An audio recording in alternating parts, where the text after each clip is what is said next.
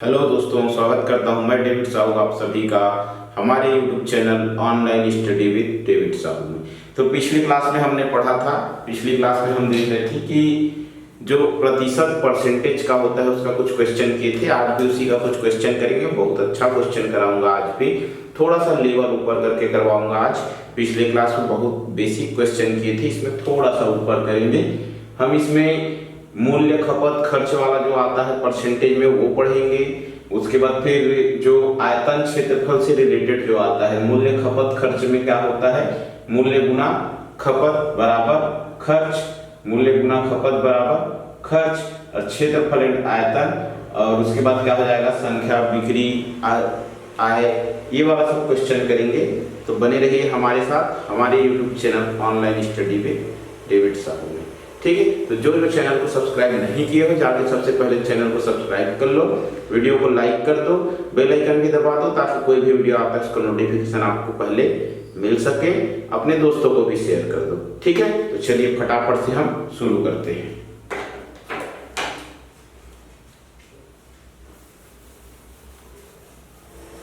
तो देखो ये क्या बोल रहा है कि कोई उद्योगपति अपने उद्योग से 20% कर्मचारियों को हटा देता है और शेष बचे कर्मचारियों की मजदूरी को 10% बढ़ा देता है। ज्ञात कीजिए पहले से अब वो कितना परसेंट व्यय करेगा, मतलब कितना परसेंट कम खर्च करेगा, वो कम करेगा कि ज्यादा करेगा, यही बताना है। कम पूछा है इसमें तो कम ही करेगा वो, तो कम करेगा तो कितना परसेंट करेगा। तो इस तरीके का जब भी पूछेगा आपको करना कुछ नहीं है, पहले तो आपको देख लेना है कि कोई उद्योगपति अपने उद्योग से कितने परसेंट बोल रहे हैं, 20% कर्मचारियों को बोल रहे हैं। अब 20% कर्मचारियों को बोल रहे हैं तो फिर कर्मचारियों की संख्या ही होगी, कर्मचारियों की संख्या ही होगी। 20% है तो कोई अगर 100 का 20% मान लेते हैं तो 20 होगा। तो उसी प्रकार हमारी क्या हो जाएगी, कर्मचारियों की संख्या हो जाएगी। अब संख्या हो जाएगी तो फिर क्या बोल रहे हैं कि मजदूरी को 10% बढ़ा देता है। तो संख्या गुना मजदूरी, मतलब जो हमारा है संख्या है उसमें जितनी संख्या में मजदूरी बढ़ रहा है वो हो जाएगा, उसके बराबर में क्या आ जाएगा हमारा व्यय, मतलब खर्च। उसके बराबर में हमारा क्या आ जाएगा, खर्च। तो जितनी संख्या है जितनी मजदूरी है दोनों को गुना करेंगे तो हमारा क्या निकल जाएगा, खर्च निकल जाएगा। लेकिन हम उसको देखते हैं सबसे पहले कितना परसेंट बोला है, 20%। तो हम 20% को जानते हैं कि क्या बोल सकते हैं, 20% को संख्या कितना दिया है 20%। अब 20% को क्या बोल सकते हैं, तो आप बोलोगे कि 1/5 बोल सकते हैं।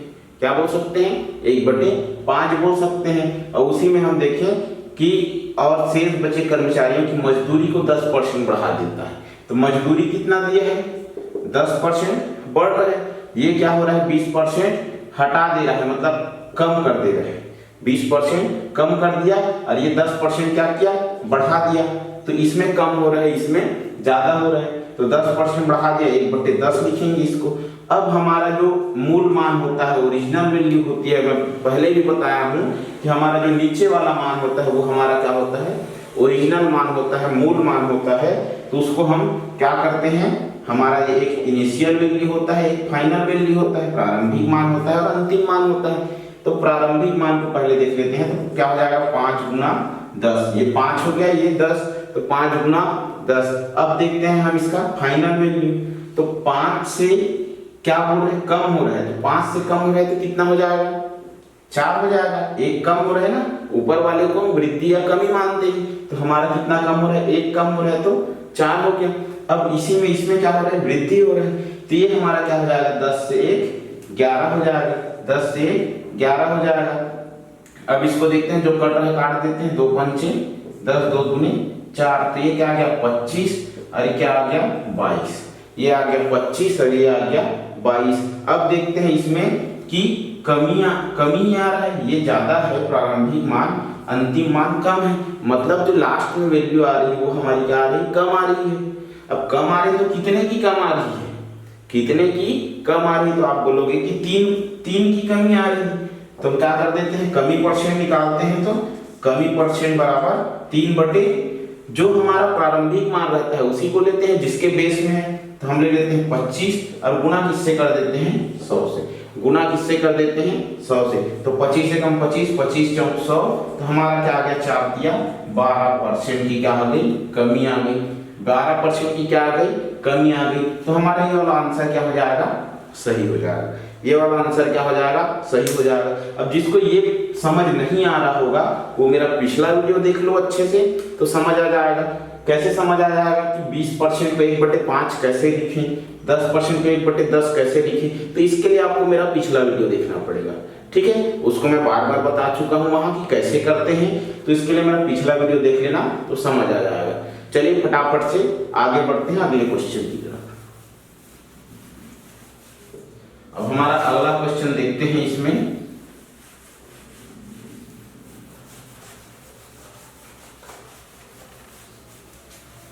अब अगला क्वेश्चन क्या बोल रहे हैं, जब एक साइकिल का मूल्य,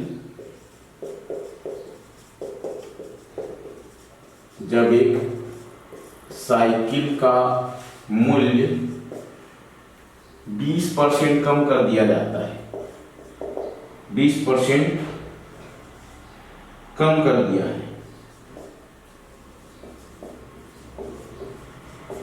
20% कम कर दिया है, तो बिक्री की गई साइकिलों की संख्या, तो बिक्री की गई साइकिलों की संख्या 20% बढ़ जाती है, 20% बढ़ जाती है, 20% बढ़ जाती है, तो तदनुसार की बिक्री पर क्या प्रभाव पड़ेगा, मतलब साइकिल की बिक्री पर क्या प्रभाव पड़ेगा। अब इसको देखते हैं।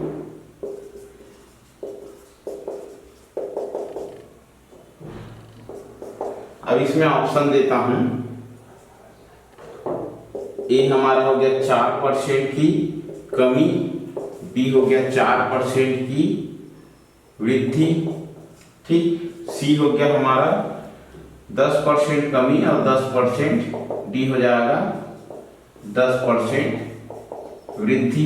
ये हो गया वृद्धि कमी वृद्धि कमी। अब इसको बताना है हमको कि पूछ रहा है कि साइकिल का मूल्य 20% कम कर दिया है, तो बिक्री की गई साइकिल की संख्या 20% बढ़ जाती है। कितनी बढ़ जाती है 20% बढ़ जाती है, तो तदनुसार की बिक्री पर क्या प्रभाव पड़ेगा, मतलब बिक्री पर क्या प्रभाव पड़ेगा, कमी परसेंट होगा वृद्धि परसेंट होगा, यही बताना है हमको।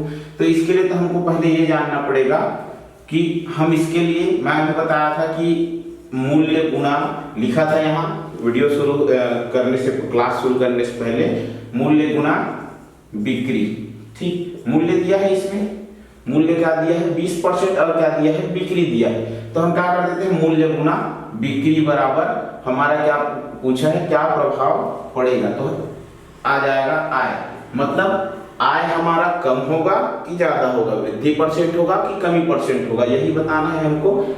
तो हमको क्या करना पड़ेगा, जितना मूल्य है और जितना बिक्री है तो दोनों को गुणा करेंगे तो हमको अपने आय का पता चल जाएगा, ठीक। तो इसलिए हम क्या लिखे यहाँ मूल्य गुणा बिक्री बराबर आय। अब देखते हैं कितना परसेंट बोला है 20% कम कर दिया जाता है, तो कम आ गया फिर से 1/5, 20% को क्या लिखेंगे 1/5। अब क्या बोला है फिर से साइकिल की संख्या 20% बढ़ जाती है, तो 20% फिर से आ गया, तो फिर इसको बढ़ रहा है 1/5, ये भी हो जाएगा। अब ये 1/5 हो गया, तो हमारा क्या आ जाएगा प्रारंभिक मान 5 है, यहाँ भी हमारा प्रारंभिक मान क्या है 5 है, तो 5 गुना 5 हो गया। अब इसमें कम हो रहा है, कितना कम हो रहा है 1 कम हो रहा है, तो 5 में 1 कम होगा तो हमारा हो जाएगा 4, और इसमें बढ़ रहे हैं तो 5 में 1 बढ़ेगा तो क्या हो जाएगा 6 हो जाएगा। अब गुना कर देते हैं इसको, 5 पंचे 25, 6 चौक 24, तो हमारा कितने का कमी हो रहा है, इसमें कमी हो रहा है कि वृद्धि हो रहा है, तो आप क्या बोलोगे कि कमी हो रहा है सर, इसमें तो 25 ज्यादा है 24 से, तो कमी हो रहा है, 1 का कमी हो रहा है, इसमें दोनों में अंतर क्या आ रहा है, तो 1 का आ रहा है, तो 1। अब हमको निकालना है इसमें परसेंट, ये तो पता चल गया कि कमी हो रहा है तो कमी परसेंट ही निकालना है, कमी हो रहा है पता चल गया, तो कमी परसेंट ही निकालना है। तो 1 बटे हमारा कितना आ जाएगा 25, 1 बटे 25। 25 क्यों आया? क्योंकि 25 हमारा क्या है प्रारंभिक मान है। 25 हमारा प्रारंभिक मान है, गुणा किससे कर देते हैं 100 से। 25 से कम 25, 25 चौं 100, तो 4% हमारा क्या आ गया कमी आ गया। 4% हमारा क्या आ गया कमी आ गया। तो ये 4% कमी वाला हमारा आंसर क्या हो जाएगा सही हो जाएगा। 4% कमी वाला हमारा आंसर क्या हो जाएगा सही हो जाएगा। फटाफट से फिर से अगला क्वेश्चन देखें। बहुत अच्छा क्वेश्चन करा रहा हूं आपको। ये इस तरीके का एक बार अगर समझ लोगे तो किसी भी एग्जाम के लिए आपको बहुत फायदा होने वाला है। अभी करंटली में सीजीटेट का फॉर्म आया है, उसमें भी इसी तरीके का क्वेश्चन आता है। ये उसी लेवल का ही क्वेश्चन है जो सीटेट में आता है, लेकिन इसका जो अगर कॉन्सेप्ट समझ लोगे, बेसिक समझ लोगे, तो फिर आपको दिक्कत किसी भी एग्जाम में नहीं होगी। हम फिर से अगला देखें। अगर एक चौकोर की भुजाओं को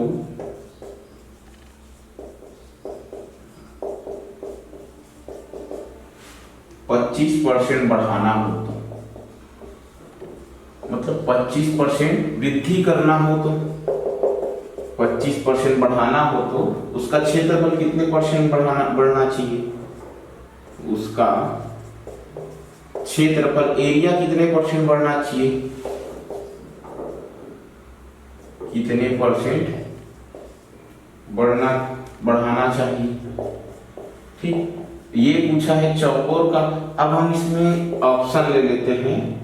125%, दूसरा ले लिए 156.25%, तीसरा ले लिए 50% और चौथा ले लिए 56.25%।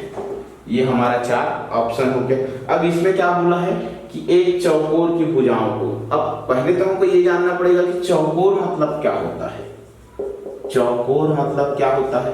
तो चौकोर मतलब होता है वर्ग। चौकोर मतलब क्या होता है? वर्ग होता है। अब वर्ग होता है तो वर्ग की चारों भुजाएं आपस में बराबर होती है।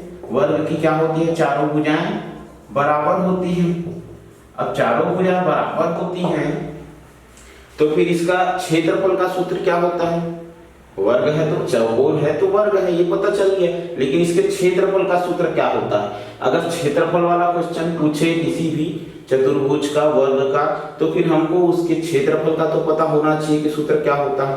तो इसकी क्षेत्रफल का सूत्र होता है भुजा गुणित भुजा, भुजा गुणित भुजा। तो भुजा गुणित भुजा बराबर क्षेत्रफल। किसका है ये? वर्ग का है। किसका है? वर्ग का है। तो हमारी भुजा गुणित भुजा दे दिया है, लेकिन इसमें भुजाओं को 25% बढ़ाना है बोला है। 25% मतलब क्या होगा? 1/4 होगा। भुजा गुणित भुजा तो हो गया, भुजाओं को कितना % बढ़ाना है? तो 25% बढ़ाना है, तो 1/4 हो गया। कितना हो गया? 1/4 हो गया। अब 1/4 हो गया तो फिर हमारा प्रारंभिक मान क्या आया? प्रारंभिक मान क्या आया?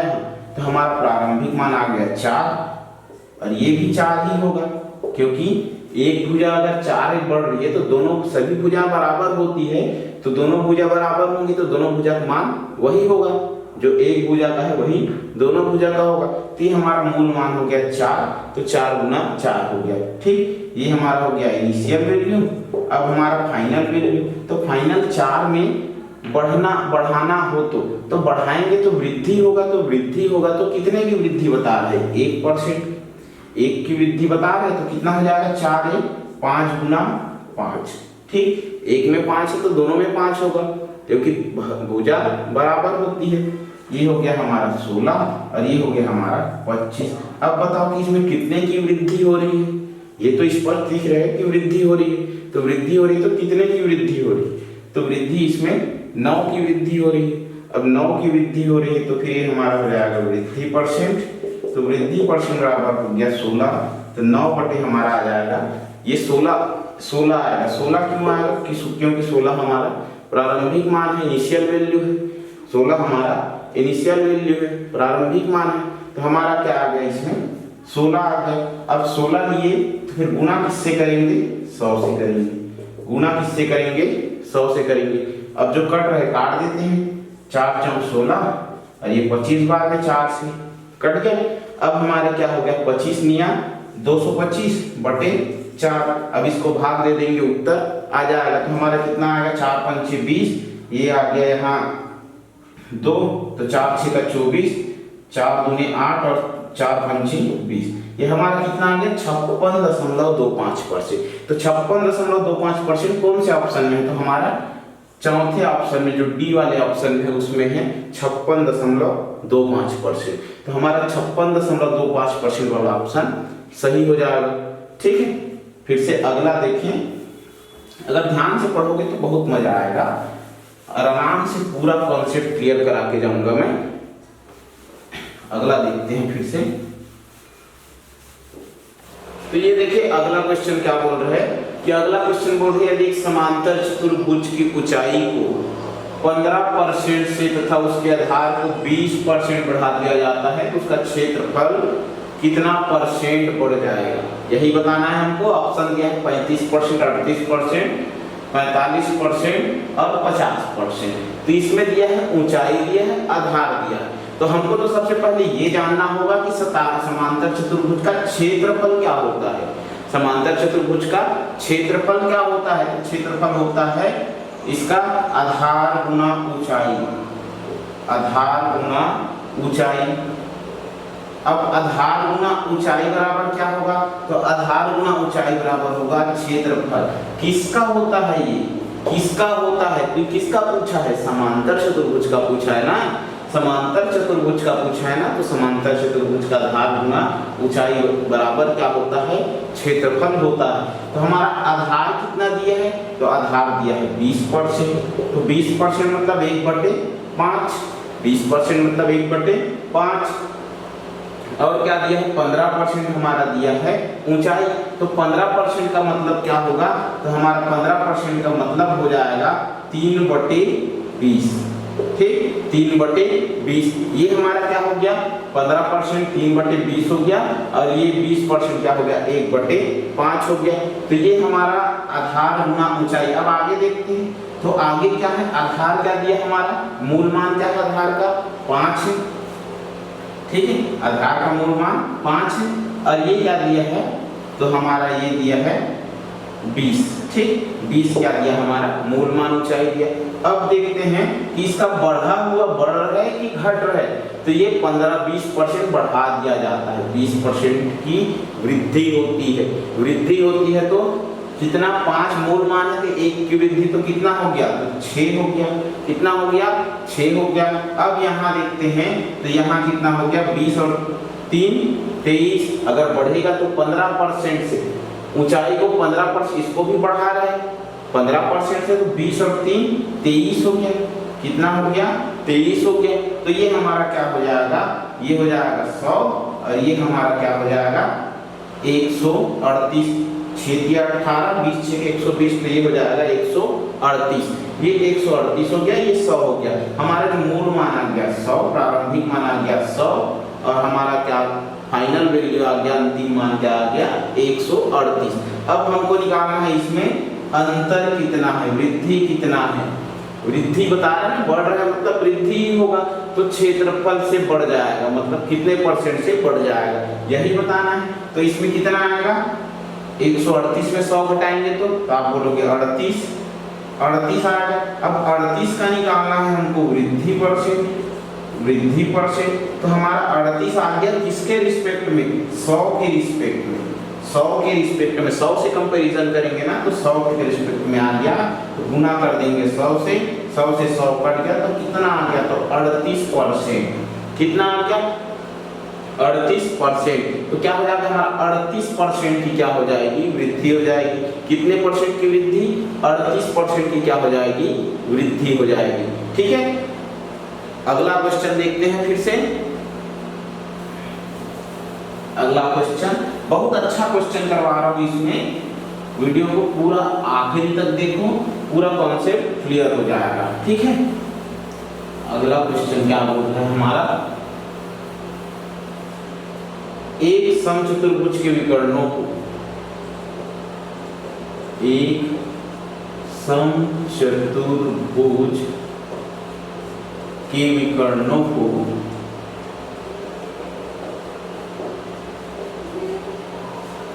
क्रमशः 9%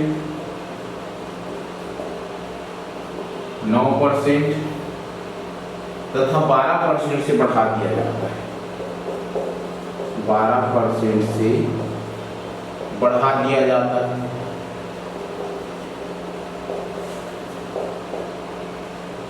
उसका क्षेत्रफल कितने प्रतिशत बढ़ जाएगा यही बताना है।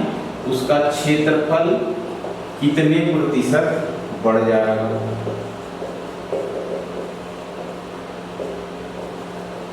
ऑप्शन देता हूं, हमारा हो जाएगा 23.52%, बी ऑप्शन हो गया 19.06%, सी हो गया 22.08% और डी हो गया हमारा 21.14%। ठीक है, 21.14%। तो हमको ये पता होना चाहिए पहले तो समचतुर्भुज दिया है तो समचतुर्भुज का क्षेत्रफल क्या होगा। ठीक, तो हमारा इसका हो जाएगा D1 × D2 बराबर एरिया, विकर्ण पहला विकर्ण दूसरा विकर्ण बराबर एरिया। ठीक है, विकर्ण गुना विकर्ण, दो विकर्ण दिया है, एक समचतुर्भुज के विकर्णों को क्रमशः 9% तथा 12% से बढ़ा दिया जाता है। दो विकर्ण होते हैं तो एक को 9% से दूसरे को 12% से बढ़ा दिया जाता है। तो हमको पता होना चाहिए पहले कि समचतुर्भुज का क्षेत्रफल क्या होता है। ठीक, तो ये क्षेत्रफल का सूत्र लिख दिए, विकर्ण गुना D1 मतलब विकर्ण हो गया, D2 मतलब दूसरा विकर्ण हो गया बराबर क्षेत्रफल। तो हमको क्या दिया है पहला 9%, कितना दिया है 9%, तो 9% दिया है तो इसका मतलब ये क्या हो जाएगा 9%, तो 9/100 कितना हो जाएगा 9/100। अब ये हमारा एक हो गया 9% वाला, अब 12% वाला है तो 12% हमारा क्या हो जाएगा, तो ये हो जाएगा 12/100 हो गया 12/100। अब 12/100 ये कट रहे हैं, 4 या 12 और 4 25 100। ठीक, तो ये हमारा आ गया 9/100 और ये हो गया 3/25। तो हमारा यहाँ से अब देखते हैं बढ़ रहे बोल रहे हैं वृद्धि हो रहे हैं, वही बोल रहे हैं ना, बढ़ा दिया जाता है तो बढ़ रहे हैं। तो फिर हमको क्या करना है, पहले तो इनिशियल वैल्यू फाइनल वैल्यू। तो इनिशियल वैल्यू हमारा क्या आएगा, D1 क्या आ गया, मूल मान क्या है 100 है, 100 है मूल मान, और दूसरे वाले का मूल मान क्या है, दूसरे वाले का मूल मान क्या है तो 25 है, दूसरे वाले का मूल मान क्या है 25 है। अब देखते हैं अंतिम मान फाइनल वैल्यू, तो बढ़ रहे तो फिर 100 में 9 बढ़ा देंगे तो कितना हो जाएगा, 100 में 9 की वृद्धि हो रही तो कितना हो जाएगा, तो 109 हो जाएगा। अब 109 हो गया, अब इसमें देखिए 25 में 3 की वृद्धि हो गई तो कितना हो गया, ये हो गया 28 हो गया, हो गया। अब ये 100 × 25 हो गया, 109 × 28 हो गया। अब जो कट रहे हैं काट देते हैं, इसको काट सकते हैं लेकिन याद रखना कभी भी सीधा नहीं काटना है, सीधा नहीं काटना है, तिरछा कटे या ऐसे कटे ऊपर नीचे कटे तो काट देना है।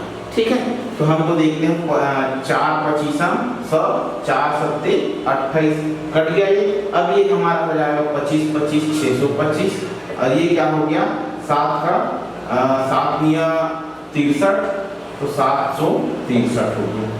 आगे इतना 625 आ गया और ये क्या आ गया 763 आ गया।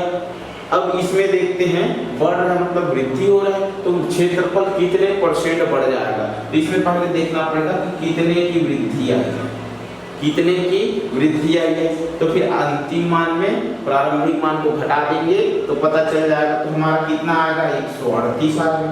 763 में 625 घटाएंगे तो हमारा कितना आ गया 138 आ गया।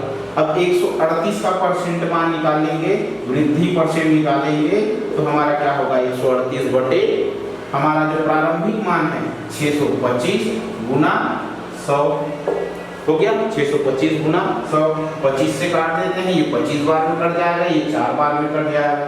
ठीक है, ये 25 बार में कट गया, ये 4 बार में कट गया। अब इसका गुना कर देते हैं तो हमारा गुना कितना हो जाएगा 138 गुना 4, तो 138 गुना 4, 4 8 32, 2 5 यहाँ आ गया 3, 4 दिया 12 3 15 5 हासिल 4 4 552 बटे 25, कितना आ गया 552 बटे 25, ये आ गया। अब इसको काट के देखते हैं, अब इसको काट के देखते हैं तो हमारा क्या आ जाएगा 25 दूने 50, 25 दूने 50, 5 बचा, फिर से यहाँ 5 किया तो ये फिर से 25 दूने 50, ठीक। अब इसमें तो पता चल जाएगा 22 वाला कोई आंसर है क्या, तो ये 22 वाला आंसर है, तो यही आंसर आएगा। करके देखें फिर से 22, अब इसमें क्या बच गया 2 बच गया, अब 2 में दशमलव लगा के 0 लगाएंगे तब भी भाग नहीं जाएगा, फिर से 0 लगाते हैं तो 25 8 200, 2 0 लग गया तो 200 हो गया, तो 25 8 200 तो हमारे यहाँ 0 लगेगा, तो ये क्या हो गया 22.08, तो यही वाला आंसर हमारा क्या हो जाएगा सही हो जाएगा, यही वाला आंसर हमारा क्या हो जाएगा सही हो जाएगा। फिर से चलिए देखते हैं आगे, आगे हमारा फिर से क्या बोल रहे हैं, तो चलिए देखिए इसमें क्या बोल रहे हैं, तो इसमें बोल रहे हैं किसी आयत की लंबाई तथा चौड़ाई में क्रमशः 20% की वृद्धि तथा 25% की कमी कर दी जाए, तो इस प्रकार प्राप्त आयत का क्षेत्रफल पूर्व आयत के क्षेत्रफल से कितना अधिक या कम होगा, अधिक या कम कितना परसेंट होगा यही बताना है। तो हमको तो पहले पता होना चाहिए कि आयत का क्षेत्रफल क्या होता है, तो लगभग सब जानते होंगे कि लंबाई गुनी चौड़ाई हमारा क्या होता है आयत का क्षेत्रफल होता है, लंबाई गुनी चौड़ाई हमारा क्या होता है आयत का क्षेत्रफल होता है, तो लंबाई गुनी चौड़ाई बराबर क्षेत्रफल, ये हो गया। तो कितना परसेंट की वृद्धि, पहले तो बोल रहे हैं लंबाई तथा चौड़ाई में, मतलब लंबाई में 20% की वृद्धि बोल रहे हैं, तो 1/5 हो गया, 1/5 हो गया। अब 25% क्या हो रहा है हमारा कमी हो रहा है, किसमें हो रहा है तो चौड़ाई में हो रहे हैं, तो हमारा 25% कितना हो गया, तो ये हो गया 1/4, 25% कितना हो गया 1/4। ये कैसे आ रहा है इसको आपको घबराना नहीं है, पुराना वीडियो देखोगे पूरा क्लियर हो जाएगा, ठीक है। अब इसमें देखते हैं तो हमारा मूल मान क्या आ गया, तो 5 आ गया और 4 आ गया, यहाँ 5 आ गया, यहाँ 4 आ गया।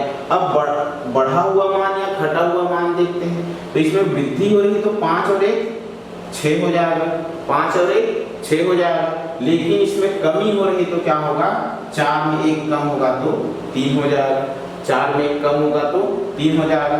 तो ये हमारा हो गया 5 चौक 20 और ये हो गया 6 या 18 हो गया, 20 हो गया और ये 18 हो गया। तो अब इसमें कमी हो रही है कि वृद्धि हो रही है, तो आप कहोगी 18 कम है, फाइनल मान कम है तो कमी हो रही है, फाइनल मान कम है तो कमी हो रही है, तो कितने की कमी हो रही है यही बताना है, कमी परसेंट बताना है। तो हमारा ये 2 कम है तो 2 लिख देते हैं, इसके रिस्पेक्ट में, तो हमारा मूल जो प्रारंभिक मान है उसके रिस्पेक्ट में वो क्या है 20 है, और गुणा कर देते हैं 100 से, 20 एकम 20, 20 पंचे 100, ठीक। तो 5 दूने 10% की क्या हो गया कमी हो गया, 10% की क्या हो गया कमी हो गया। मतलब हम अगर 20% बढ़ाते हैं 25% कम करते हैं तो हमारा 10% की क्या आ जाएगा क्षेत्रफल में कमी आ जाएगा, ठीक है। 10% की क्या आ जाएगा क्षेत्रफल में कमी आ जाएगा। अगला देखिए फिर से, अगला हमारा क्या बोल रहे हैं,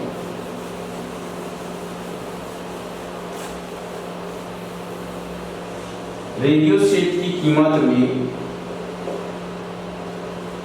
रेडियो सेट की कीमत में 30% की गिरावट होने के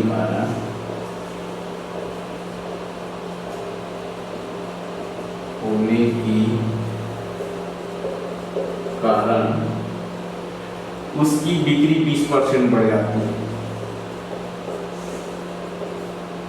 उसकी बिक्री 20% बढ़ जाती है। अब 20% बढ़ जाती है तो फिर इससे दुकानदार के आय पर क्या प्रभाव पड़ेगा ये बताना है। इससे दुकानदार की आय पर क्या प्रभाव पड़ेगा, यही बताना है। तो इसमें हमको बताना है कि दुकानदार की आय पर क्या प्रभाव पड़ेगा। अब ऑप्शन लिख देता हूं, कोई प्रभाव नहीं पड़ेगा।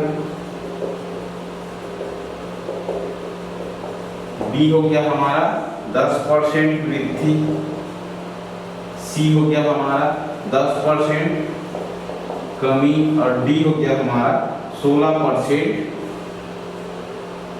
कमी। ठीक, 16% की कमी। ये हो गया हमारा क्वेश्चन। 30% की गिरावट होने के कारण उसकी बिक्री 20% बढ़ जाती है, तो उससे दुकानदार की आय पर क्या प्रभाव पड़ेगा। तो हमको पहले देखना पड़ेगा कीमत गुना बिक्री। कीमत गुना बिक्री बराबर क्या होता है, तो आय होता है। कीमत बराबर गुना बिक्री बराबर क्या हो गया हमारा, आय हो गया। ये पता रहना चाहिए। ठीक, ये तो यहीं से बनेगा, क्वेश्चन में दिया रहेगा वहीं से। ठीक, इसको याद रखने की जरूरत तो नहीं है। कीमत गुना बिक्री बराबर क्या हो गया, आय हो गया। तो हमारा कीमत कितना दिया है, तो 30% क्या हो रहा है, गिरावट हो गई, मतलब कम हो गया। तो गिरावट हो गई तो हमारा कितना आ गया, 30/100, तो हमारा आ गया 3/10। कितना आ गया, 3/10। अब फिर से क्या हो गया, 20% बढ़ जाती है बिक्री, क्या हो गया 20% वृद्धि हो गया, मतलब 1/5। 1/5। अब देखते हैं इसमें, तो हमारा हो गया इनिशियल वैल्यू, फाइनल वैल्यू। अब इनिशियल वैल्यू क्या हो गया हमारा, इनिशियल वैल्यू क्या हो गया, तो ये हो गया हमारा 10 गुना 5, 10 गुना 5 हो गया। अब इसका फाइनल देखें तो 10 3, अच्छा कम हो रहा है तो 10 में 3 घटेगा तो 7 हो जाएगा। 10 में 3 कम होगा तो 7 हो जाएगा। 3 की कमी बता रहे तो अब इसमें वृद्धि हो रहा है, तो ये कितना हो जाएगा, 6 हो जाएगा।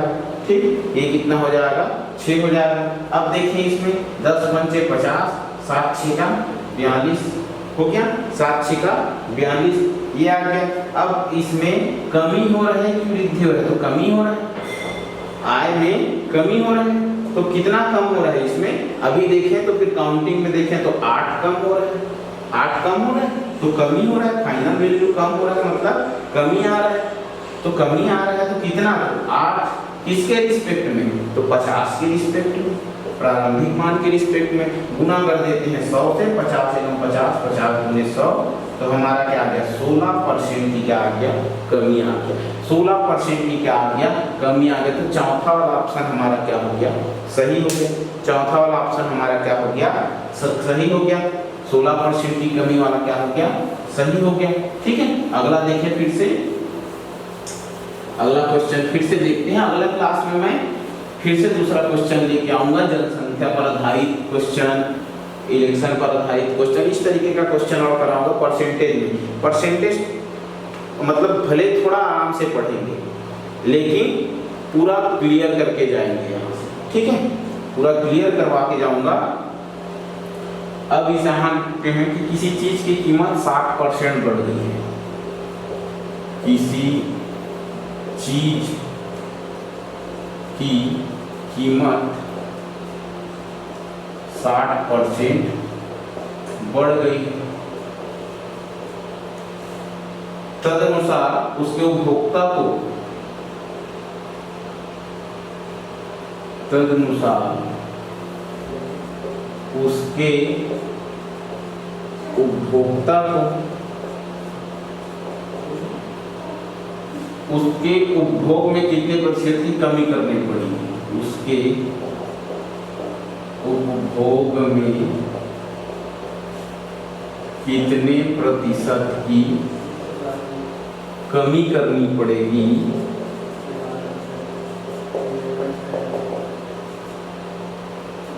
ताकि उसका खर्च न बढ़े, ताकि उसका खर्च न बढ़े, यही बताना है। अब हमको क्या बता, ऑप्शन देता हूं मैं, 37%, 37.5%, सी 40% और डी हो गया हमारा 60%। अब ऐसा दिया है कि मतलब किसी चीज की कीमत 60% बढ़ गई, जो 100 रुपया मिल रहा था वो 160 रुपया हो गया। ठीक। तो तदनुसार उसके उपभोग को उपभोक्ता को उसके उपभोग में कितने % की कमी करनी पड़ेगी। मान लीजिए कि आप किसी चीज के लिए 100 रुपया का खर्चा करते हैं, 100 रुपया का खर्चा करते हैं। अब वो 100 रुपये की चीज जो मिल रही है वो कल चल के बढ़ गई, कल चल के उसमें वृद्धि हो गई। अब वृद्धि हो गई तो फिर उसको क्या करना है कि उसके खपत में हमको क्या करना है, कमी लाना है। उसके खपत में कमी लाना है ताकि वो हमारा जो है भले कम सामान मिले पर पैसा उसमें उतना ही खर्चा करना है। पैसा हमको अगर 100 रुपया खर्चा कर रहे हैं तो उसको 100 रुपया ही खर्चा करेंगे, भले सामान कम लेंगे, ठीक है। तो वैसे ही करना है। तो हमको क्या करना पड़ेगा, पहले इसमें हमको दिया है कीमत और क्या दिया है, उपभोक्ता, मतलब जो खर्च करने वाला है, उपभोक्ता जो उसका लाभ लेता है। जैसे मैं किसी चीज को खरीदता हूँ, उसको उपयोग करता हूँ, मैं उसका उपभोक्ता हूँ। लेकिन उपभोग, ठीक, उपभोग का मतलब क्या होगा, तो ये होगा खपत। उपभोग का मतलब क्या होगा, खपत। खपत कैसे खपत, मतलब कितना उपभोग कर रहा हूँ, कितना खपत कर रहा हूँ, यही होगा। तो हमारा इसमें क्या आ जाएगा कि कीमत गुना खपत लिखते थे। अब खपत लिखते थे तो खपत की जगह उपभोग दिया है तो क्या लिख देते हैं, उपभोग लिख देते हैं। बराबर में क्या आ जाएगा, खर्च, ठीक, बराबर में क्या आ गया, खर्च। तो कितने कीमत का कितना खपत किए तो कितना खर्च हुआ, ये दोनों को गुना करेंगे तो खर्च आ जाएगा, इस टाइप का है, ठीक। तो फिर हमारा देखते हैं कि कीमत 60% बढ़ गई, तदनुसार उसके उपभोक्ता को उसके उपभोग में कितने % की कमी करनी पड़ेगी। तो फिर इसमें क्या बोल रहा है कि जो हमारा उपभोक्ता है, क्या है, उपभोक्ता है, उपभोक्ता नहीं, इसमें जो हमारा कीमत है क्या बढ़ रहा है, कीमत बढ़ रहा है, क्या बढ़ रहा है, कीमत बढ़ रही है। तो कीमत हमारा किसका व्युत्क्रमानुपाती होगा, तो कीमत होगा हमारा उपभोग का, कीमत होगा हमारा उपभोग का। अब इसका मतलब क्या है, कीमत व्युत्क्रमानुपाती है उपभोग के, तो कीमत हमारा क्या हो रहा है, बढ़ रहा है, कीमत हमारा क्या हो रहा है, बढ़ रहा है, लेकिन उपभोग क्या हो रहा है, कम हो रहा है, उपभोग क्या हो रहा है, कम हो रहा है। जैसे कि हम ले लेते हैं कि जैसे ये कीमत है 100 रुपया, तो 100 रुपया में हम 2 किलो राशन लेते थे, ठीक। अब ये हो गया कि कीमत इसका बढ़ गया 150 रुपया, तो फिर हमको इसको 150 रुपया में अब कम आएगा, जो 2 किलो आता था वो कम आएगा नहीं, तो एक बढ़ेगा तो दूसरा घटेगा, एक बढ़ेगा तो दूसरा घटेगा, यही हमारा क्या होगा, व्युत्क्रमानुपाती होगा। तो कीमत बढ़ रहा है तो फिर हमारा उपभोग जो है, खपत जो है वो हमारा क्या होगा, कम होगा, खपत जो है हमारा, उपभोग हम उसका कम करेंगे, ठीक है। तो फिर अब इसमें देखते हैं कि हमारा प्रारंभिक मान क्या आ रहा है, तो हम देखते हैं यहाँ 60% बराबर कितना आया था, 3/5 आया था, ठीक, 3/5 आ गया। तो हमारा प्रारंभिक मान हो गया 5 और अंतिम कितना हो गया, 8 हो गया, अंतिम कितना हो गया, 8 हो गया। तो 5 से कितना बढ़ रहा है, 5 से कितना बढ़ रहा है, कितना बढ़ रहे हैं, तो फिर 3 बढ़ रहे हैं, 3 बढ़ रहे हैं, व्युत्क्रमानुपाती है तो खपत को निकालना है हमको, तो खपत हो गया हमारा 5, खपत हो गया हमारा, खपत 8 हो गया और ये कितना हो गया, 5 हो गया। और इधर क्या हो गया, कीमत क्या हो गई, कीमत हमारा पहले 5 था, बाद में हमारा 8 हो गया, ये पहले हो गया, ये बाद में हो गया, अब ये पहले हो गया, ये बाद में हो गया। तो इसमें हम देखते हैं खपत को, तो खपत को हमको कब कितना कम होगा यही बताना है।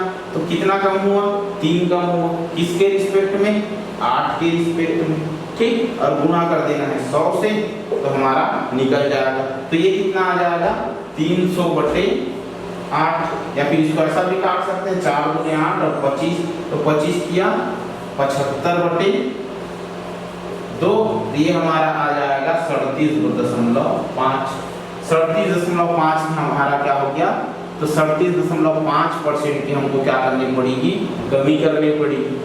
37.5% की हमको क्या करनी पड़ेगी, कमी करनी पड़ेगी, तब तो हमारा क्या होगा, ये मेंटेन रहेगा।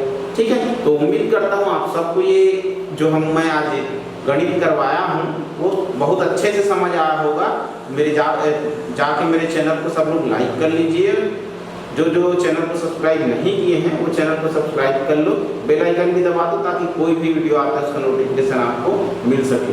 ठीक है, मिलते हैं अगली वीडियो में, तब तक के लिए बाय बाय, थैंक यू।